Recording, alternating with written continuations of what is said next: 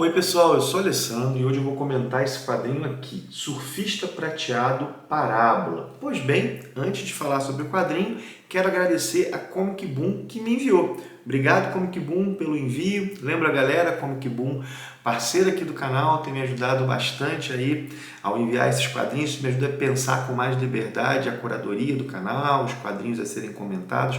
Enfim, o link para a Comic Boom está na descrição do vídeo, galera que quiser conhecer a loja, eles têm um serviço muito bacana, tem também uma política de descontos interessante, fica aí o convite. Mas, voltando então a Surfista Prateado Parábola. Essa história ela já foi publicada aqui no Brasil algumas vezes pela Editora Abril, pela própria Panini, e agora a Panini a relança dentro dessa coleção que é Grandes Tesouros Marvel. O que é essa coleção? O que essa coleção traz?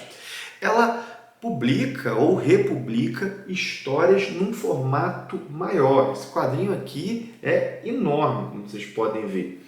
E, inclusive, eu tive até que afastar um pouco mais a cadeira para ele caber no enquadramento. E nem sei se está entrando direitinho. Vai caber no enquadramento da câmera.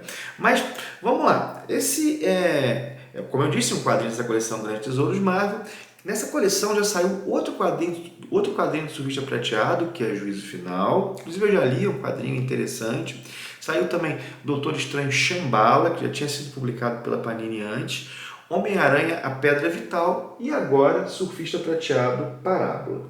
Dentre esses quadrinhos já lançados nessa coleção, esse aqui provavelmente é o maior deles. Quando eu digo maior, não estou falando tamanho, mas é aquele que é considerado mais um marco na história da Marvel. Por quê? Porque juntou aí duas lendas dos quadrinhos, dois grandes nomes, que é o Stan Lee e o Moebius. Eu nunca sei como pronunciar esse nome direito, se é Moebius, se é Moebius. Inclusive, se alguém souber, coloca aí nos comentários que vai me ajudar. Mas os dois artistas, o Stan Lee todo mundo conhece, né? O Moebius é muito famoso também, às vezes a galera de super-heróis, porque ele é super-herói só pode não conhecer tanto, mas os dois fizeram história. Mas os dois são muito diferentes entre si. O Stan Lee, o roteirista e editor, ajudou a criar alguns dos personagens mais famosos da Marvel, o Quarteto Fantástico, o Homem-Aranha, os X-Men, enfim. Já o Moebius é um mestre do desenho, um cara que influenciou muita gente e ele vai desde uma pegada mais clássica, vamos chamar assim, até um quadrinho de cunho mais experimental. Um dos grandes nomes aí ligados ao Blueberry, que é um quadrinho que vai ser lançado no Brasil pelo Poc Nankin agora. Desenhou também o Incal, e ele tem obras como Garagem Hermética, que tem essa pegada mais experimental dele. É um dos grandes nomes ligado à Metal Hurlant, revista francesa que inspirou a que talvez seja mais conhecida nossa aqui no Brasil, a Heavy Metal. Mas vamos lá. Os dois, o Stan Lee e o Moebius, vou mostrando um pouco dos desenhos enquanto eu falo, eles se conheceram numa convenção e tiveram a ideia de trabalhar juntos. Pelo visto foi o Moebius que mencionou conhecer o Surfista Prateado. Stan Lee logo se empolgou em produzir uma história do surfista para o Moebius desenhar. E, cara, foi uma escolha muito acertada. Primeiro porque a gente sabe que o Stan Lee tinha certa predileção por escrever o Surfista. O Surfista Prateado dava vazão às suas reflexões filosóficas sobre a vida, as suas opiniões sobre o mundo, sobre o universo, sobre tudo mais.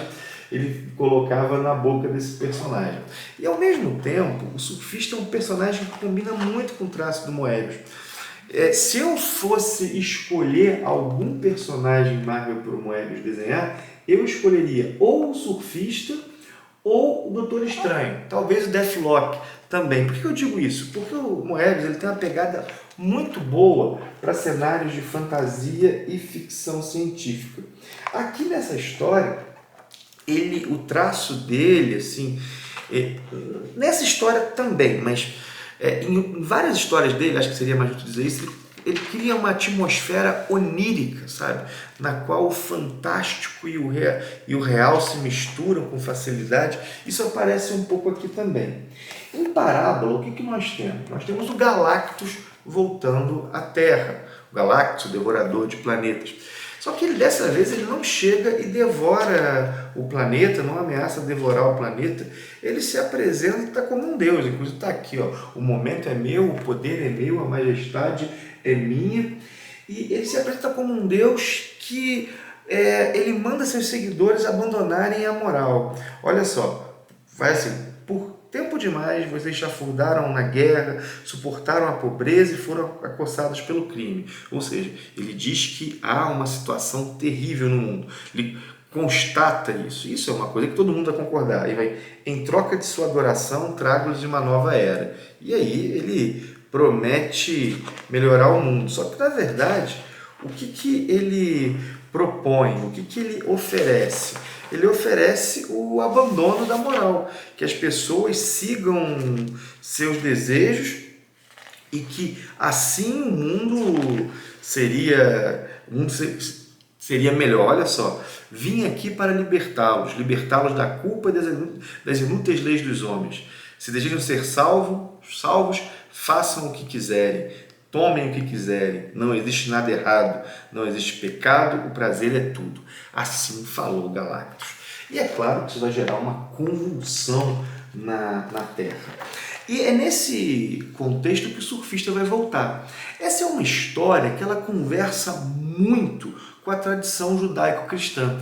Aqui nós temos um tema que é muito caro ao Antigo Testamento, que é o tema da idolatria e dos falsos profetas. Tanto que nessa história há um teleevangelista que ele quer capitalizar em cima da chegada do Galactus, e ele vai começar a falar como se ele falasse em nome do Galactus.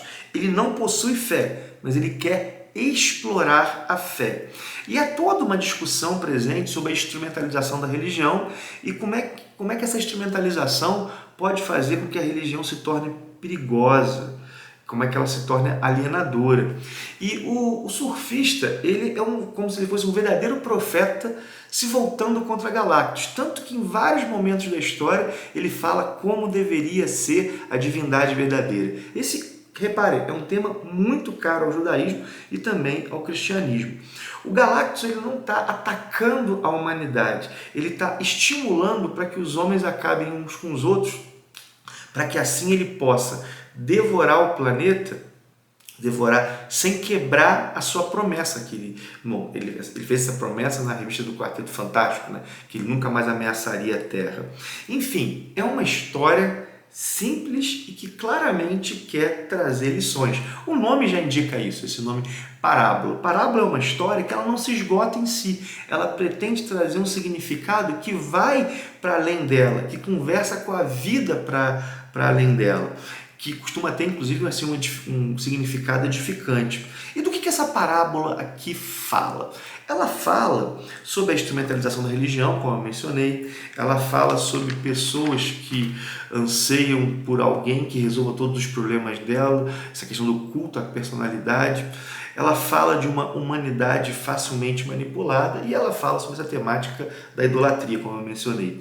É uma leitura agradável e o estilo do Moebius ele destoa bastante dos quadrinhos de super-heróis da época. Inclusive, vocês podem reparar, as cores são muito menos berrantes, as cores são o próprio Moebius que faz.